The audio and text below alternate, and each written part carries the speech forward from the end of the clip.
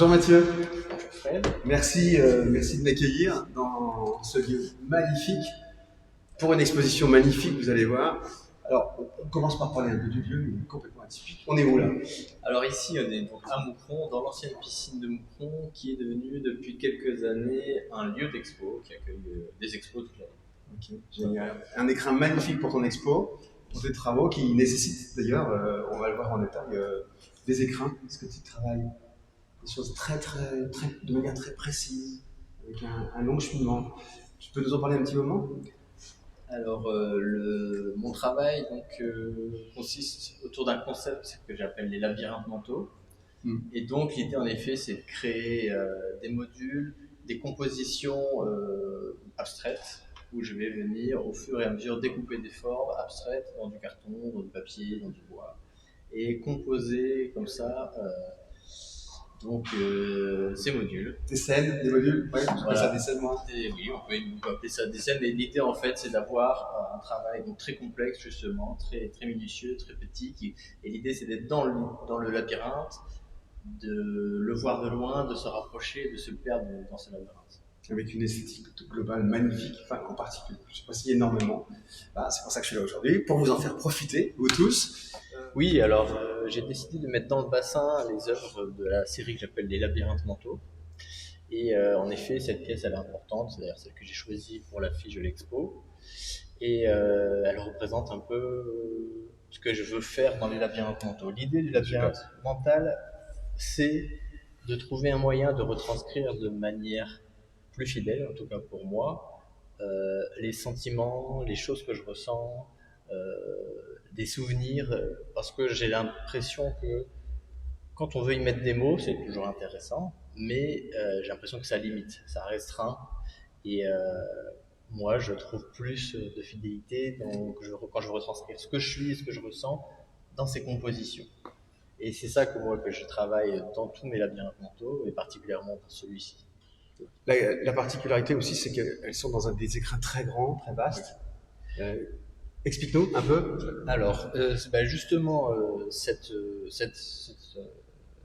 encadrement, c'est une nouveauté que j'ai réfléchi aussi quand j'ai réfléchi à la scénographie de l'expo. J'avais tendance avant un peu à les enfermer un peu comme dans un écrin, mais justement un peu trop fermé, un peu trop petit. Là, j'ai voulu les mettre au cœur d'un espace, les inscrire dans une dynamique, parce que c'est pas des choses qui sont figées, c'est des choses qui vivent en moi, et j'avais envie aussi de retranscrire ce mouvement, de les inscrire justement dans cet espace, et donc ils sont dans des cadres plus grands, avec des passe-partout assez grands et jamais centrés. Voilà, le passe-partout fait partie de la composition, l'œuvre et de l'œuvre elle-même en fait. Voilà.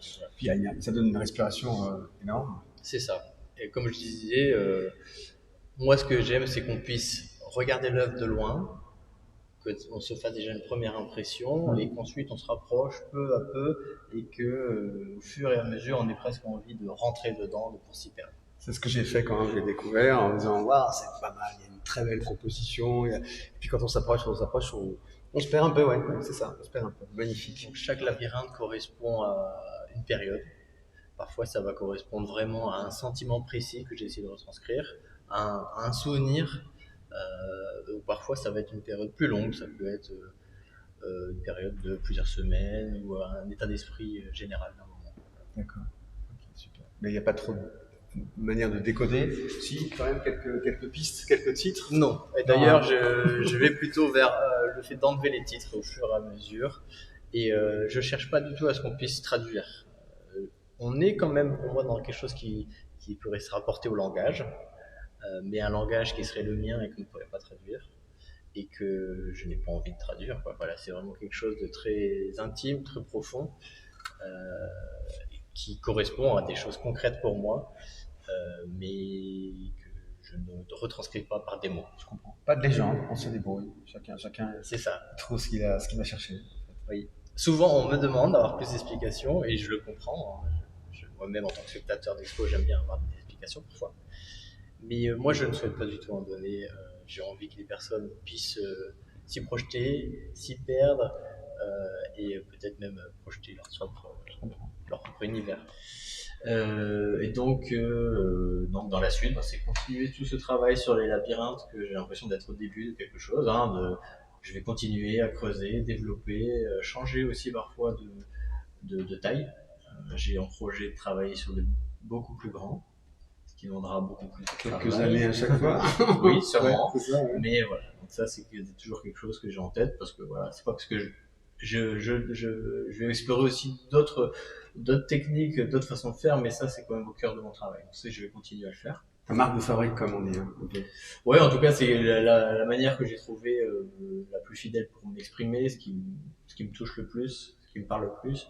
Donc, il n'y a pas de raison que j'arrête pour l'instant, tant que ça me parle encore autant. Voilà. Super, merci. Alors merci d'autant plus que je sais que tu préfères t'exprimer dans ton travail artistique, dans ta démarche que face à une caméra ou à un micro. Merci d'avoir fait cet effort pour moi, mais surtout en particulier pour tout notre lectorat. Toutes les coordonnées de tes publications, de tes réseaux et de tes sites, bien sûr, comme à chaque fois, en dessous dans le blog ou sur la vidéo. Et puis au plaisir de se retrouver lors d'une prochaine expo. Ah oui, et merci beaucoup à toi d'être venu pour faire un petit point sur cette expo. Ok, super, merci beaucoup. Merci à vous, à très bientôt, salut.